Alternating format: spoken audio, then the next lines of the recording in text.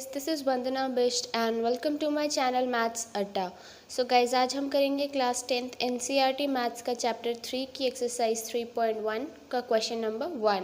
So guys, let's get started. So guys, सबसे पहले जानने की कोशिश करेंगे कि इस चैप्टर का मतलब क्या है एंड थोड़े बेसिक्स जानने की कोशिश करेंगे. तो सबसे पहले इस चैप्टर का जो नाम है pair of linear equation in two variables है. पेयर ऑफ लीनियर इक्वेशंस का मतलब दो इक्वेशंस का यूज़ किया गया है यहाँ इस चैप्टर में to solve all the questions. And two variables मतलब दो वेरिएबल लिए गए हैं x और y. ठीक है, तो अब सबसे पहले एक चीज़ आप समझने की कोशिश करिए कि अगर एक अननोन वेरिएबल है, ठीक है, सपोज़ x फाइंड आउट करना है हमने, ठीक है, तो x फाइंड आउट करने के लिए अगर एक ही वेरिएबल फाइंड आउट करना है तो एक ही इक्वेशन सफिशिएंट है उसके लिए. जैसे 2x - 1 = 3, ये एक अपने आप में इक्वेशन है. ठीक है, अब हमें x फाइंड आउट करना है तो इसी से हमें x की वैल्यू मिल जाएगी. जैसे 2x = 4, x = 2.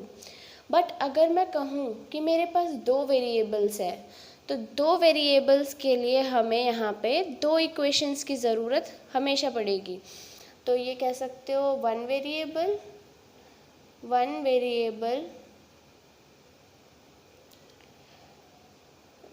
वन इक्वेशन, ऐसे टू वेरिएबल टू इक्वेशन. ठीक है, टू वेरिएबल टू इक्वेशंस.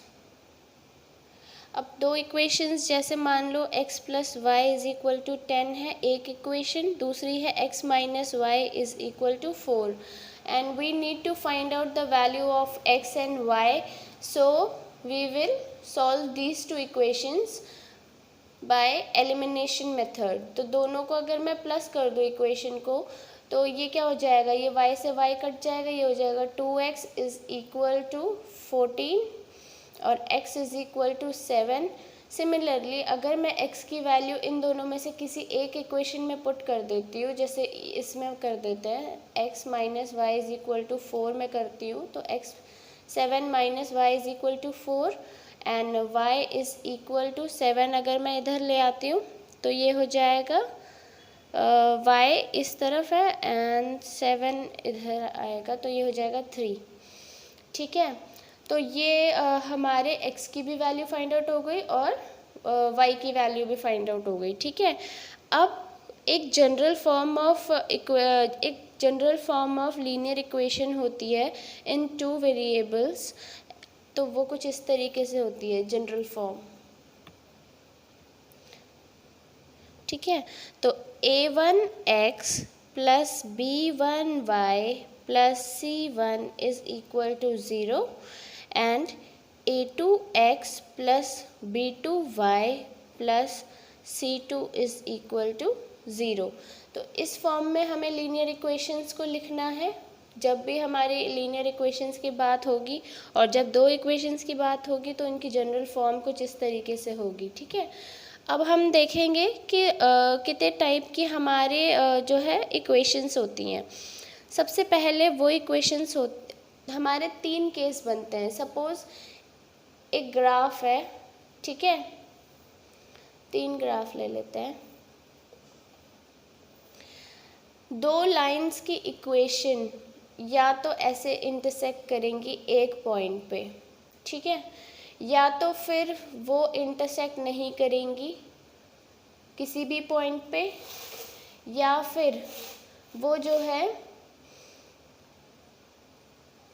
एक दूसरे के ऊपर अलाइन करेंगी, यानी कि कुछ इस तरीके से. इसका मतलब है कि यहाँ पे जो है यूनिक सॉल्यूशन है और यहाँ पे नो सॉल्यूशन है और यहाँ पे इनफाइनाइट मैनी सॉल्यूशन है.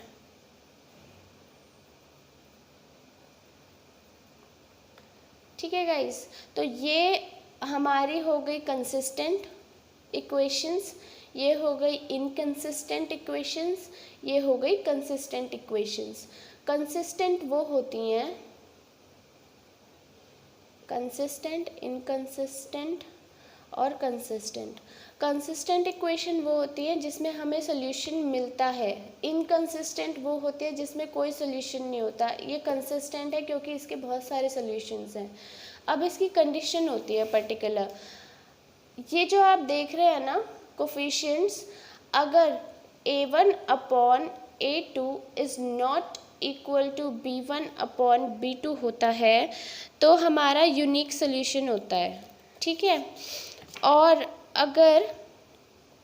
अगर हमारा ये जो है a1 upon a2 is equal to b1 upon b2 is not equal to c1 upon c2 होता है तो नो सॉल्यूशन होता है। And similarly for infinite many solutions we have a1 upon a2 is equal to b1 upon b2 is equal to c1 upon c2।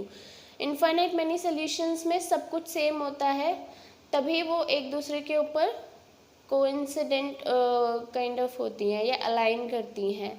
तो अब हम देखते हैं क्वेश्चन नंबर 1 जो कि इसी इंफॉर्मेशन पे बेस्ड है। सो गाइस क्वेश्चन नंबर 1 कह रहा है, Aftab tales his daughter 7 years ago I was 7 times as old as you were then, also 3 years from now I shall be 3 times as old as you will be, represent this situation graphically and algebraically। तो guys सबसे पहले तो इसकी equation बनाएंगे जो भी हमारे पास statement है उसकी, एंड देन हम उसको ग्राफिकली रिप्रेजेंट करेंगे। तो सबसे पहले आफ्ताब, यहाँ पे दो कैरेक्टर्स इंट्रोड्यूस हुए हैं, एक है आफ्ताब, एक है आफ्ताब की डॉटर। तो आफ्ताब के लिए हम एक वेरिएबल ले लेंगे एंड डॉटर की एज के लिए हम दूसरा वेरिएबल ले लेंगे। तो लिखेंगे let Aftab present age be x। Similarly let Aftab's daughter's age be y, ठीक है। तो हमारी प्रेजेंट एज ये है, यानी आज के टाइम पे इनकी एज x है आफ्ताब की, और जो उसकी डॉटर है उसकी एज है y। तो अब स्टेटमेंट के हिसाब से हम इक्वेशन बनाना शुरू करेंगे। तो आफ्ताब कह रहा है अपनी डॉटर से कि 7 साल पहले, ठीक है, एगो मतलब पहले, 7 साल पहले मेरी एज तुम्हारी एज के 7 टाइम्स थी। तो अगर ये प्रेजेंट एज है तो सबसे पहले हम इसमें से 7 साल घटा लेंगे क्योंकि 7 साल पहले की बात हो रही है। तो x minus 7 is equal to y minus 7, क्योंकि दोनों की उम्र में से 7 साल घटेंगे क्योंकि टोटल 7 साल की बात हो रही है, 7 साल पहले की। अब आफ्ताब क्या कह रहा है, 7 साल पहले, 7 साल पहले वाला स्टेटमेंट बस इतना ही रहेगा। उसके बाद ये कह रहा है I was 7 times as old as you.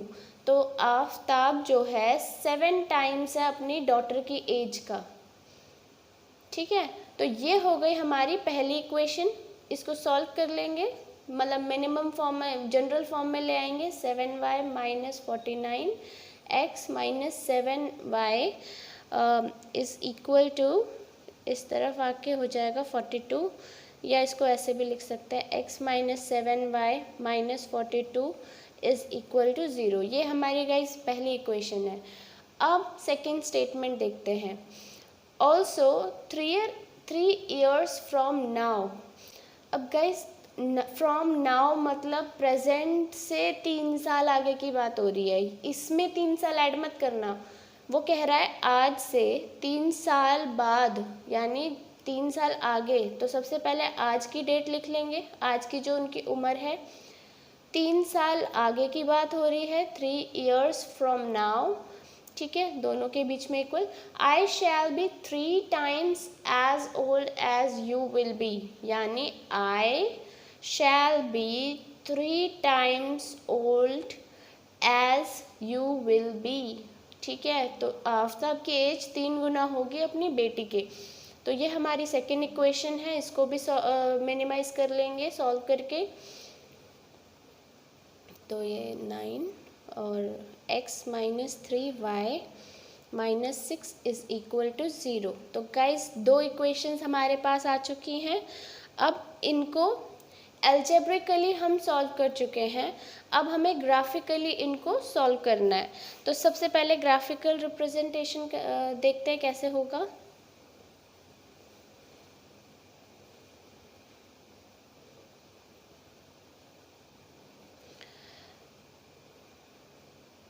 तो गाइस सबसे पहले यहाँ पे हम दो इक्वेशंस लिख लेते हैं। x ये वाली लिखेंगे पहले, x minus 7y minus 42 is equal to 0, और ये वाली यहाँ लिख देंगे x minus 3y minus 6 is equal to 0। अब इनकी टेबल मेंटेन करेंगे। टेबल कैसे मेंटेन करते हैं, यहाँ x की वैल्यूज़ आएंगी, यहाँ y की वैल्यूज़ आएंगी, ठीक है। अगर मैं इस इक्वेशन में x की वैल्यू 0 पुट करूँ तो y की वैल्यू आएगी, सॉल्व करने के बाद y की वैल्यू 6 आएगी। सिमिलरली अगर मैं इसमें x की वैल्यू 7 पुट करूँ तो y की वैल्यू 7 आएगी। दो मिनिमम आपने 2 वैल्यूज़ फाइंड आउट करनी है इस तरीके से।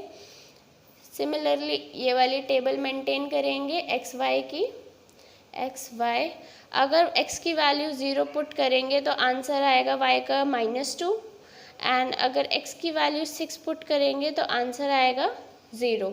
गाइज मैं यहाँ डायरेक्ट लिख रही हूँ क्योंकि यहाँ पे अगर आप देखो, यहाँ x की वैल्यू अगर 0 पुट करोगे और पूरे इक्वेशन में सिर्फ एक ही वेरिएबल रह जाएगा, तो जब एक ही वेरिएबल रह जाएगा तो y की वैल्यू -2 आ जाएगी। तो इस तरीके से आपको इसे सॉल्व करना है। अब इसका ग्राफ बना लेते हैं, ठीक है। तो सबसे पहले हम देखेंगे हमारी रेंज कहाँ से कहाँ तक जा रही है। तो मतलब पॉजिटिव में जो है 7 तक जा रहा है एंड नेगेटिव में -2 तक जा रहा है। तो अब 1 2 3 4 5 6 7 एंड -1, एंड यहाँ पे भी 1 2, एंड यहाँ पे हो जाएगा 1 2 3 4 5 6 7 8। तो गाइज अब प्लॉट कर लेंगे वैल्यूज़ को। 1 2 3 4 5 6 7 -1 -1 -2 1 2 3 4 5 6 7 8। तो पहले जो इक्वेशन है उसका प्लॉट करेंगे। x की वैल्यू 0, y की वैल्यू +6 0 6 यानी यहाँ पे, एंड 7,7 यानी कुछ यहाँ पे, ठीक है। तो इसको ज्वाइन कर लेंगे। अब नेक्स्ट है हमारा 0, x की वैल्यू है 0 और y की वैल्यू है -2 यहाँ पे, एंड x की वैल्यू है 6, x एक्सिस की वैल्यू है 6 एंड y की वैल्यू है 0, तो कुछ यहाँ पे, तो इसको भी ज्वाइन कर लेंगे। तो गाइज़ यहाँ पे आप देख सकते हैं ये जो लाइन है कुछ ऐसे जा रही हैं, तो ये ऐसे जाके आगे मिल जाएंगी, बहुत आगे जाके मिलेंगी, बट मिलेंगी क्योंकि ये पैरेलल नहीं है। तो आप क्या कह सकते हैं, एक पॉइंट पे ये कट करेंगी तो आप कह सकते हैं कि it has the line of this equation and line of this equation will intersect in east direction and मतलब इस तरीके से, अगर वैसे तो बस रिप्रेजेंट करना है, बट अगर बोलेगा तो आपने इस तरीके से लिखना है कि later on these two lines will intersect each other. So guys, this is all about this video. Hope you liked it, enjoyed it. If you liked it, then do like, share, subscribe to my channel. Thanks for watching. Bye bye.